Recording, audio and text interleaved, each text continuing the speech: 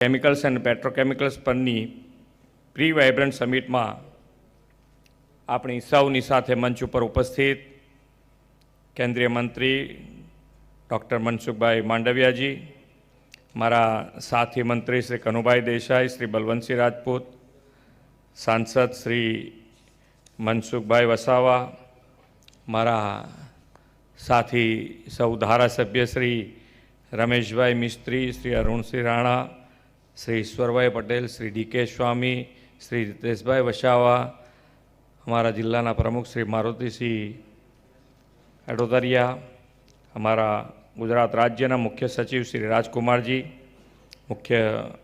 अधिक मुख्य सचिव श्री पंकज जोशी, श्री मुकेश पुरी, अनुपम रासायन मैनेजिंग डायरेक्टर श्री आनंद भाई देसाई, अग्र सचिव श्रीमती ममता वर्मा जी, कलेक्टर श्री DDOC, उपस्थित अधिकारीगण, उद्योग क्षेत्रना सौ आमंत्रित महानुभाव, प्रेस मीडियाना मित्रों, સૌને મારા નમસ્કાર। આમ તો જે મનસુખભાઈએ કીધું કે સવારના 5 ને સાંજના 5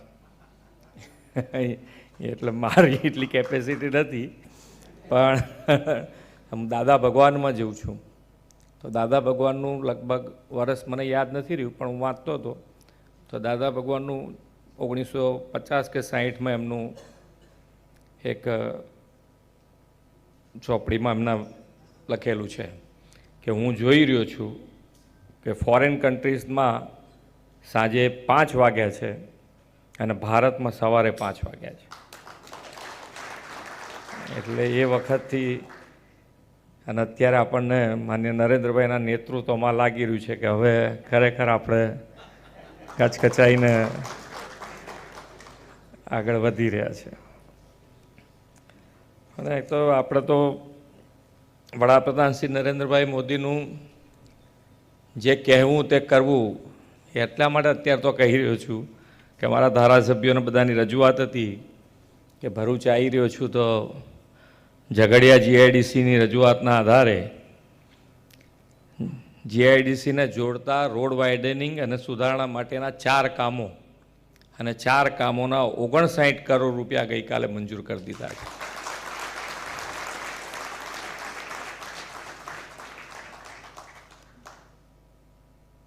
આપણા વિશ્વના સર્વાધિક લોકપ્રિય નેતા અને યશસ્વી વડાપ્રધાન શ્રી નરેન્દ્રભાઈ મોદીએ વિકાસની રાજનીતિથી ગુજરાત અને દેશની કાયાપલટ કરી છે। આજે વિશ્વના દેશોની નજર ભારત તરફ છે, કેમ કે આદરણીય પ્રધાનમંત્રીશ્રીના નેતૃત્વમાં ભારતમાં એગ્રીકલ્ચર, સર્વિસ સેક્ટર અને ઇન્ફ્રાસ્ટ્રક્ચર દરેક સેક્ટરનો ગ્રોથ નવી ઊંચાઈઓ પાર કરી રહ્યો છે। ગુજરાતની ડબલ એન્જિન સરકારને વડાપ્રધાનશ્રીના વિઝનરી નેતૃત્વનો લાભ પાછલા 2 દાયકાથી મળે છે। આદરણીય શ્રી નરેન્દ્રભાઈ ગુજરાતના મુખ્યમંત્રી તરીકેના તેમના કાર્યકાળમાં એક નેમ રાખી હતી કે વિશ્વમાં જે બેસ્ટ હોય તે ગુજરાતમાં હોય। તેમણે ઉદ્યોગ, વેપાર, ઉત્પાદન અને રોકાણના ક્ષેત્રે ગુજરાતને ગ્લોબલ પ્લેટફોર્મ આપવા 2003માં વાઇબ્રન્ટ સમિટનું વિચાર બીજ રોપેલું। વાઇબ્રન્ટ સમિટ 2003ની શરૂ થયેલી પરંપરા વડાપ્રધાનશ્રીના દિશાદર્શનમાં 2 દાયકાની સફળતા પાર કરીને 2024માં ગેટવે ટુ ધ ફ્યુચરની થીમ સાથે આપણે વાઇબ્રન્ટ સમિટ યોજી રહ્યા છીએ। Shaping tomorrow's chemicals and petrochemicals ઇન્ડસ્ટ્રીઝની આ pre vibrant event gateway to the ફ્યુચરની થીમ સાથે right job at right time છે એમ હું સમજું છું। એક કમિટમેન્ટમાં આગળ વધતા કેમિકલ કેપિટલ ઓફ ઇન્ડિયા તરીકે પ્રખ્યાત ભરૂચમાં પ્રી વાઇબ્રન્ટ સમિટનું આયોજન કર્યું છે।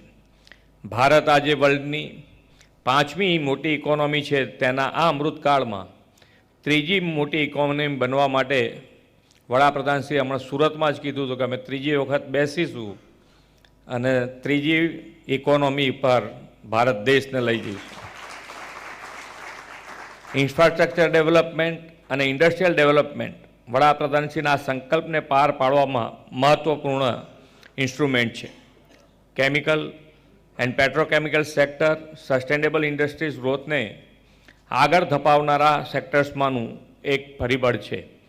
વિશ્વના પેટ્રોકેમિકલ સેક્ટર માર્કેટમાં ભારત 15.58 લાખ કરોડના શેર સાથે છઠ્ઠા ક્રમે છે, જે આપણે 2040 સુધીમાં તેને 82 લાખ કરોડ સુધી લઈ જવા વડાપ્રધાનશ્રીના દિશાદર્શનમાં આગળ વધવું છે. કેમિકલ્સ અને પેટ્રોકેમિકલ ક્ષેત્રના ગુજરાતના પરંપરાગત રીતે મજબૂત ક્ષેત્રો પૈકીનું એક છે અને ગુજરાતના અર્થતંત્રના ઝડપી વિકાસમાં તેની મુખ્ય ભૂમિકા છે. ભારતના ડાઇઝ અને ઇન્ટરમીડિયેટ્સના ઉત્પાદનમાં લગભગ 75% યોગદાન આપે છે. Gujarat state fertilizers and chemicals limited GSFC અને Gujarat Narmada valley fertilizers and chemicals limited GNFCની પ્રેઝન્સથી આ સેક્ટર્સમાં બેન્ચમાર્ક સેટ થયા છે. આવી મોટી સંસ્થાઓ સિવાય રાજ્યના સ્ટ્રેટેજિક લોકેશન પર વેપાર અને રોકાણો તેમજ મજબૂત ઔદ્યોગિક અને લોજિસ્ટિક ઇન્ફ્રાસ્ટ્રક્ચરે ગુજરાતને ભારતનું પેટ્રો કેપિટલ બનાવવામાં ફાળો આપ્યો છે. દેશની કુલ નિકાસમાં ગુજરાતનો 33% હિસ્સો છે, જેમાંથી માત્ર રસાયણ અને પેટ્રોકેમિકલ્સનો ફાળો લગભગ 60% છે.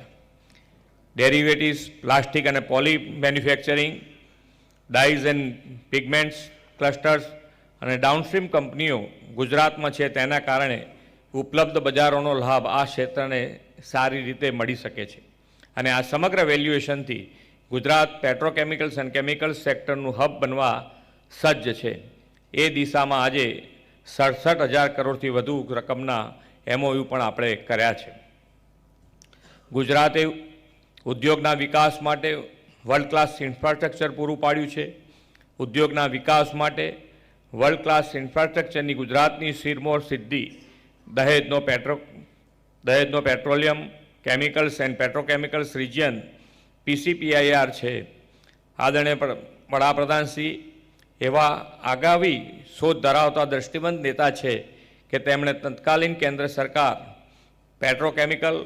પેટ્રોલિયમ એન્ડ કેમિકલ્સને ઇન્સેન્ટિવ્સ આપવાની પોલિસી જાહેર કરે તે પહેલાં જ આગોતરું વિચારીને દહેજને PCPIR તરીકે ડેવલપ કરવાનું વિઝન વિકસાવેલું, જેને પરિણામે આજે કેમિકલ અને ફર્ટિલાઇઝર્સ મંત્રાલયે સમગ્ર દેશમાં જાહેર કરેલા કુલ 4 PCPIR પૈકી દહેજ એકમાત્ર ઓપરેશનલ PCPIR છે.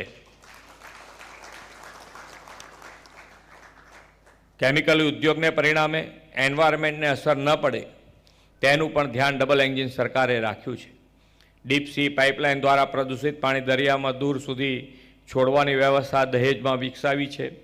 આગામી સમયમાં ફ્લોટિંગ સ્ટોરેજ રીગેસિફિકેશન યુનિટ સહિતના 3 LNG રીગેસિફિકેશન ટર્મિનલ પણ શરૂ થવાના છે. વડાપ્રધાનશ્રીના માર્ગદર્શનમાં કેમિકલ એન્ડ પેટ્રોકેમિકલ ઇન્ડસ્ટ્રીઝના ઉજ્જવળ ભવિષ્ય માટે આપણે સર્ક્યુલર ઇકોનોમી અને સસ્ટેનેબિલિટી પર ફોકસ કરવાની જરૂર છે. હવે આવનારો સમય સસ્ટેનેબિલિટી માટેની ત્વરિતતા, ઇકોનોમી ડિકાર્બનાઇઝ કરવા માટેના ઇનોવેશન્સ અને નવા અંતિમ વપરાશકારોના સેગમેન્ટની વૃદ્ધિનો સમય હશે. આજે યોજાઈ રહેલી પી વાઇબ્રન્ટ સમિટ આપ સૌના સહયોગ, વિચાર મંથન અને ચિંતનથી આ ઉદ્દેશો સાકાર કરશે એવો મને વિશ્વાસ છે. વડાપ્રધાન મોદીએ દેશની આઝાદીની શતાબ્દીને 2047 સુધીમાં વિકસિત ભારતનો સંકલ્પ આપ્યો છે. આજની આ ઇવેન્ટ કેમિકલ અને પેટ્રોકેમિકલ સેક્ટરને વિકસિત ભારતમાં યોગદાન માટે ફ્યુચર રેડી બનાવશે એવા વિશ્વાસ સાથે વિરમું છું. ભારત માતા કી જય. વંદે માતરમ. જય જય ગરવી ગુજરાત.